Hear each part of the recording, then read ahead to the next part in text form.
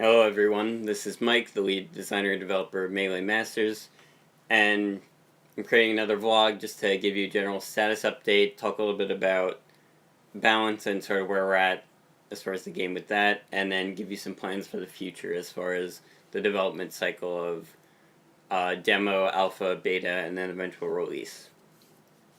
So as for the state of the development team in general, I'm still the real only developer, although I do have a sound designer and a audio guy helping to work with the sound effects and the on-hit effects, stuff like that.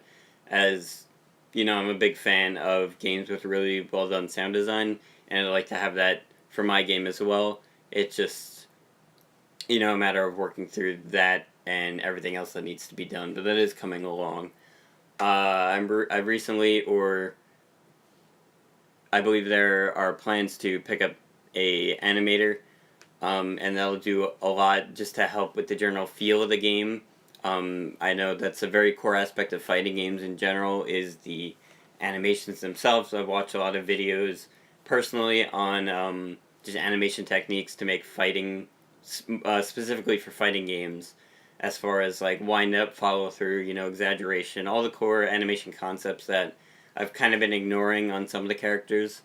And with a professional animator, those will definitely make the game look, at least visually, and feel in general a lot better. So to talk about the state of the game itself, I've done a lot recently with the general feel. When after PAX East, there were a few people that were complaining that there was some like delay or something, and I knew there wasn't because it was offline, and when you hit the button, that action should happen. But after looking into it, I realized that after landing, and after landing, trying to do tilts on the ground, there was actually a noticeable delay, and that was, because of various code reasons. But I smoothed those out, so now it is much easier to do like wave dash forward tilt or wave dash down tilt or something. And those coupled with micro adjustments to the dead zone, the walking sensitivity, and the eventual maximum sensitivity of the stick makes the game feel a lot more solid, you feel a lot more in control of the character. Before, I wanted to make it easy to like dash dance, move around really quickly, but I kind of overdid it to a point where it was hard to make small micro movements. Like if you want your character just to walk slightly and then do a forward tilt, that was difficult before.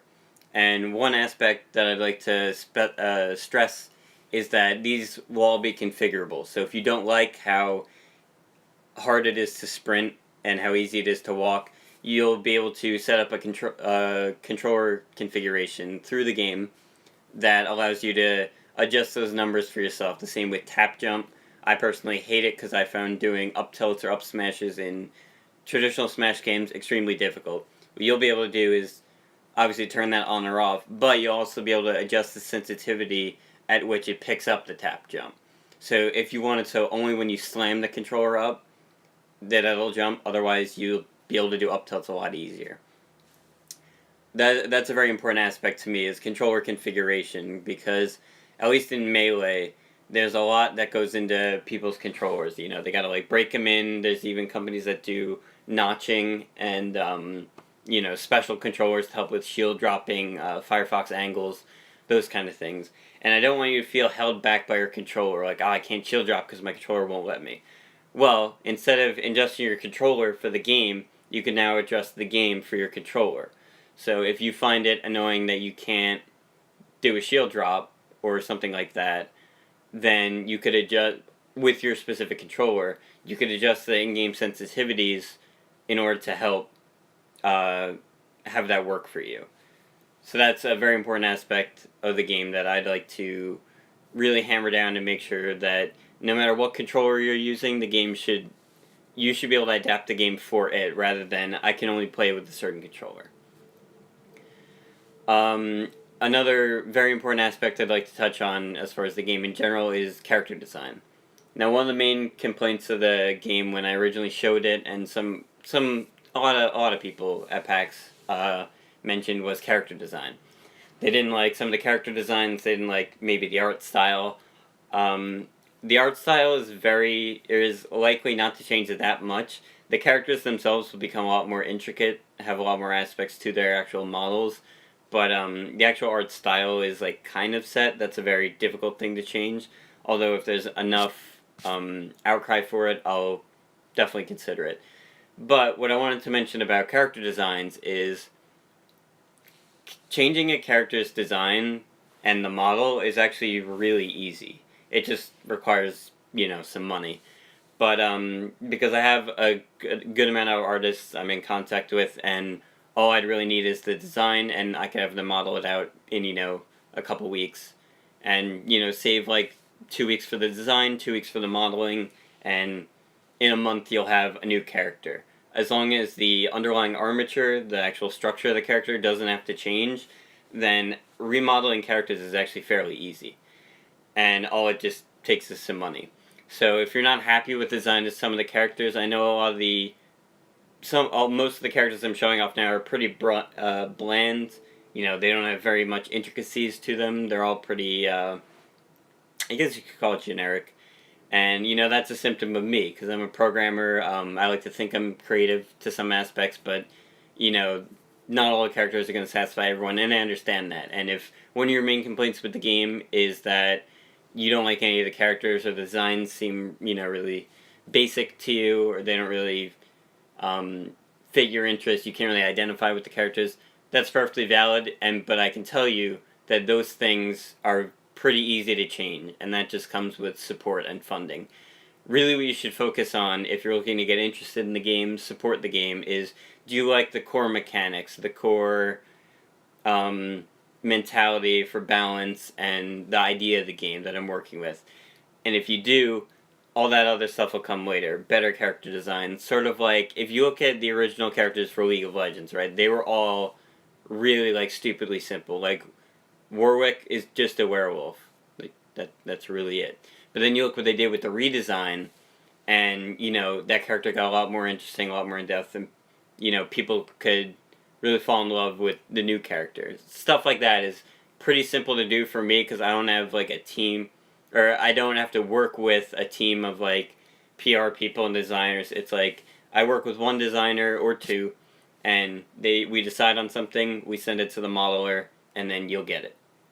There's no, like, obviously, research will be done to see what people like, but it's, I feel like it's a bit less involved in a smaller company. Having worked in a larger company, there's a lot of layers you have to go through to get that design finalized.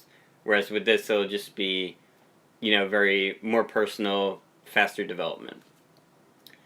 So I'll touch a tiny bit on balance, and sort of get some thoughts on balance philosophies. So just from internal playtesting and playing with friends, we noticed that lighter characters are probably a bit too strong, or floatier characters, and that's just mainly a symptom of hit stun and knockback having the weight of the character factored in, and the gravity modifier not being as high as it should be. So when each character gets stunned to form that arc, their gravity actually gets cut in half, or set to a value that's roughly half of their normal gravity. That's to give you that, like, floatiness pop-up so you could really combo people. The problem, though, with floaty characters is their gravity's already pretty low, so you couple that, it's almost impossible to follow up on these. So I'll definitely give it some more time for, like, a sort of meta to develop, or people to learn the actual knockbacks of the characters so they could follow up on the lighter characters compared to the heavier characters. But it's definitely a concern of mine that some of the lighter characters might be getting away from every combo, and I want light characters to be comboable. So 2 things I could do with that is, 1, change the modifiers for each character for when they're stunned. On the lighter characters, make them a bit heavier when they're stunned. So their general feel won't feel any different, but they'll be a lot more comboable. Or, what I could do is have hit stun not factor in weight as heavily, or possibly do the inverse. So heavier characters won't be stunned for as long, but they don't go as far. So comboing them will be completely different than comboing light characters. And what that will do for comboing light characters means is that there's more control in both the hands of the person doing the combo to read the specific DI and gives them more time to actually follow up, but it gives some control into the hands of the person being comboed, because now their DI matters a lot more, because we didn't adjust the gravity, so DIing up or up and out will result in a larger change in your final velocity than it would if the gravity modifier was heavier. So things like that will require playtesting and definite feedback. That's just sort of what I'm playing with now as far as balancing lighter and heavier characters. So as for plans for the future, as far as the development cycle goes, so what I've decided on is to do release an offline demo, and this will be for people that really just want to get involved in the development process, talking about that balance change. You want to get in, feel at the characters, become part of the development process essentially, since you are my constituents. I don't have funding from any companies or anything, so this is going to be a crowdfunded thing, and I answer to you. So if you want to get involved now early on, before things get to the point where changing them would be too hard to change and people would not like it, then this would be something for you. There won't be online, there won't be a lot of other features of the game. It will have the replay system and like break the targets, the AI, and local, but it won't have any of the online aspects. And I won't do that much for promoting this, because this is really for people that you want to get involved. You don't mind that there's some glitches, some clunkiness, and since I'm sort of marketing the game and I want the game to be the successor to Melee or Melee for a modern era, to promote it as that and then release this publicly in a state with no online, that's kind of counterintuitive. So with that said, I will be releasing an alpha in the summer. Mid-late summer is sort of the date I'm going for, and that will obviously include online, matchmaking, and a lot of other core aspects of making this a modern game. And that'll be, promoted heavily, and I don't expect people to pay any money for the demo up until that point for the alpha, because the demo, again, as I said, this is supposed to be Melee for a modern era, or just any modern online game, and to expect people to pay for the demo is, a bit unfair. However, there will be a donate button if you'd like to help support. We talked about, getting models redesigned and stuff. That all requires money, and unfortunately that's what I would need the donations for. But what I'd like to do is show the community, or show you, the supporters, that your money's not going to waste. So eventually I'd like to do a sort of breakdown of, here's how much money has been raised so far, here's, split up, here's where this went to, here's where this went to, so you can really feel that what you're supporting is giving back to you. Then after the alpha, there'll be a beta. This will be mostly close to the finished product. We'll have 8 characters, all the online features, various other improvements all across the board, updated animations, all the clunkiness should be gone, smooth online system. One of the reasons I can't release the demo right now with online is I could, but I don't want people to take the demo as face value of the game or what to expect with the game. And currently, the online system is kind of jittery. There's a lot of aspects of it that need ironing out. And I'm a software engineer, so this is my domain. When I tell you I can fix this with, I don't need funding for this. This is my area of expertise. So I've been looking at all the best netcode implementations for online fighting games, and GGPO, netcode rollback, ping balancing, all that kind of stuff.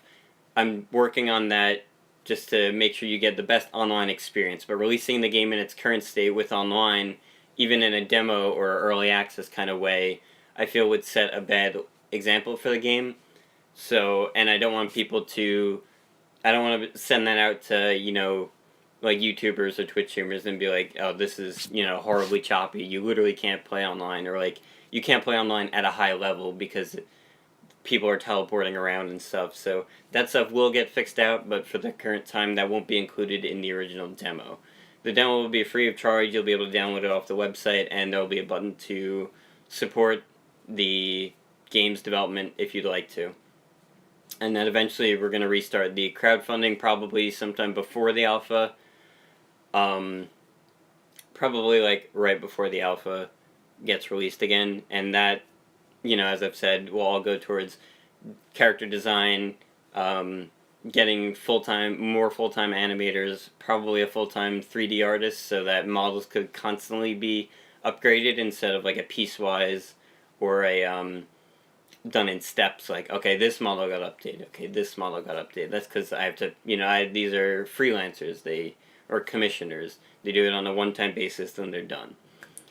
And I definitely want people to feel that the money is going towards that. So I'll definitely try to make more videos like this. Release videos about the development of those specific characters. Show some before and afters of animations, so you can really see that the difference between me, just some programmer, and my animations versus a professional animator who knows the core concepts of follow-throughs, the snappiness that's needed for fighting games, exaggeration, all the animation principles that I kind of ignore on some of mine because, I just don't have the time to do all that and everything else that needs to be done. So, as I said before, I'd like to do more videos like this. This will be the conclusion of this one.